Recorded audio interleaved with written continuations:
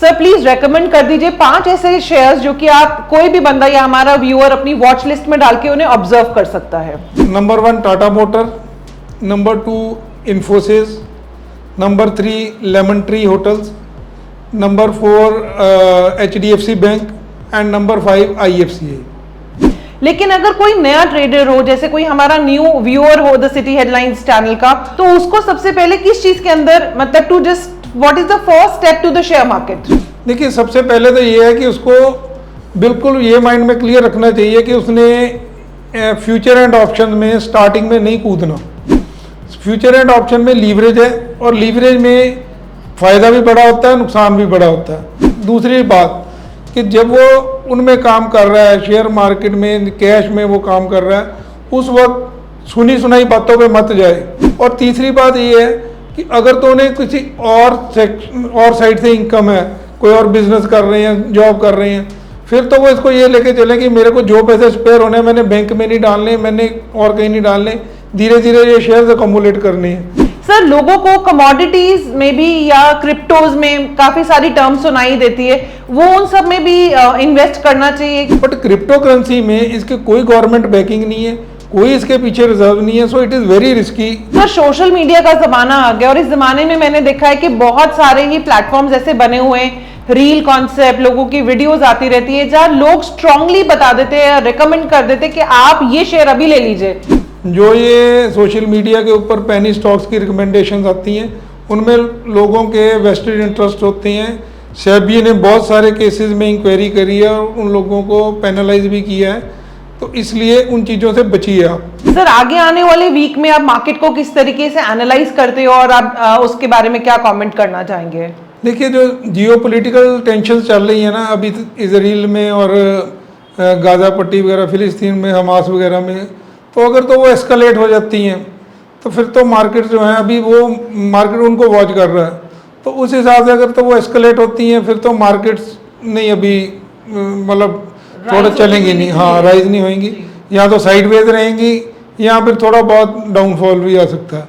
But अगर वो ऐसे जस की तस रहती है जैसे आज की पोजीशन में हैं, बाकी के कंट्रीज नहीं बीच में कूदते, लेबनान वगैरह, सीरिया वगैरह जो साथ के कंट्रीज है, ईरान हो गया, तो फिर उस केस में मार्केट जो है अपना अपवर्ड जर्नी जो है दोबारा स्टार्ट कर देगी। तो पॉलिटिकल जो भी प्रॉब्लम रहती है वर्ल्ड वाइड या इंडिया लेवल पे, वो अपनी मार्केट को डेफिनेटली इफेक्ट करती है। जी जी जी, ठीक है सर। तो जो मार्केट का आगे का ट्रेंड आप देखते हैं नेक्स्ट वीक का, अपार्ट फ्रॉम दिस पॉलिटिकल, अगर सपोज कोई प्रॉब्लम नहीं हुई तो आप मार्केट को बुलिश देखते हैं या बेरिश देखते हैं? जी, फिर मैं मार्केट को अपवर्ड जाते हुए देखूंगा। ठीक है सर। तो सर आप ये भी थोड़ा बताइए कि जैसे कई सालों से कई लोग बहुत स्ट्रांगली ट्रेड कर रहे होते हैं, जिनके पास 10-15 साल का एक्सपीरियंस होता है, उनको इतनी प्रॉब्लम्स नहीं होती ट्रेड करने में। लेकिन अगर कोई नया ट्रेडर हो, जैसे कोई हमारा न्यू व्यूअर हो द सिटी हेडलाइंस चैनल का, और वो हमारे थ्रू ही कुछ ना कुछ आगे बढ़ना चाहता हो, तो उसको सबसे पहले किस चीज के अंदर मतलब to just what is the first step to the share market? देखिए, सबसे पहले तो ये है कि उसको बिल्कुल ये माइंड में क्लियर रखना चाहिए कि उसने फ्यूचर एंड ऑप्शन में स्टार्टिंग में नहीं कूदना। फ्यूचर एंड ऑप्शन में लीवरेज है और लीवरेज में फ़ायदा भी बड़ा होता है, नुकसान भी बड़ा होता है, तो वो लीवरेज वाला काम नहीं करे, वो सीधा कैश मार्केट में काम करे जिसमें वो डिलीवरी उठाएगा, जितने उसके पास पैसे हैं उतने से काम करेगा। तो उस केस में पहली बात तो ये है कि वो फ्यूचर एंड ऑप्शन में काम नहीं करे। दूसरी बात कि जब वो उनमें काम कर रहा है, शेयर मार्केट में कैश में वो काम कर रहा है, उस वक्त सुनी सुनाई बातों पे मत जाए कि ये जो बातें किसी ने कोई शेयर रिकमेंड कर दिया, किसी ने कोई पेनी शेयर रिकमेंड कर दिया। आजकल बहुत सी रिकमेंडेशंस आती हैं मैम यूट्यूब के ऊपर भी और बाकी सोशल मटेरियल के जो ये चलता है सभी के ऊपर, कभी कोई शेयर आता है कभी कोई, उसमें वेस्टेड इंटरेस्ट रहते हैं लोगों के। या तो वो जैसे आपका चैनल है, रिलायबल चैनल है, उसके ऊपर जो भी बातें, जो भी शेयर डिस्कस होते हैं उनको गौर करे, उनमें इन्वेस्टमेंट्स करे। या वो खुद से अगर स्टडी करना चाहता है तो करके number 1 good company means good promoter. जैसे हमें पता है टाटा ग्रुप का नाम है, उनकी रेपुटेशन गुड, रिलायंस है, रिलायंस का नाम है, reputation good.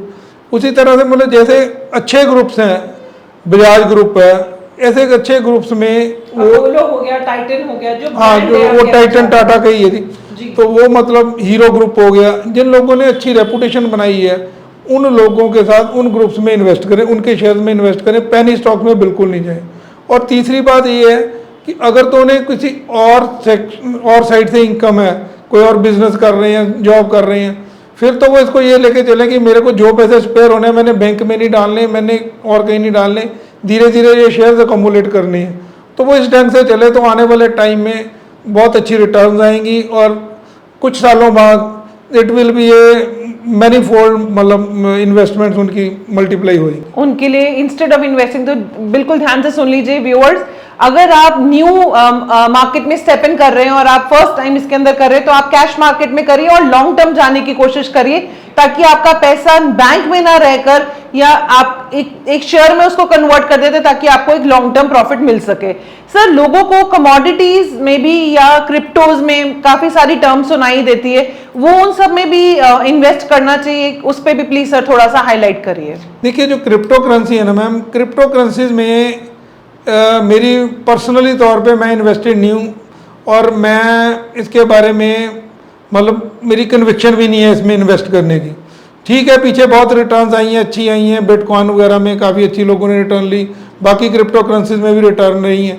But crypto currency का क्या है, इसका बेस क्या है? नंबर एक तो वो those are not regulated by any authority, किसी भी कंट्री की रेगुलेशन नहीं है। और दूसरी जो बड़ी बात है, उसके पीछे जैसे शेयर मार्केट है, यहाँ पे इंडिया में सेबी है, कहीं पे कोई है, कहीं पे कोई है, वो रेगुलेट करते हैं। और दूसरी बात, जैसे हमारी करेंसीज है, करेंसी किसी भी कंट्री की हो, उसके पीछे गोल्ड रिजर्व रहते हैं हर कंट्री के, और वो गोल्ड रिजर्व के हिसाब से ही तय होती है उस करेंसी की वैल्यू। बट क्रिप्टो करेंसी में इसकी कोई गवर्नमेंट बैकिंग नहीं है, कोई इसके पीछे रिजर्व नहीं है, so it is very risky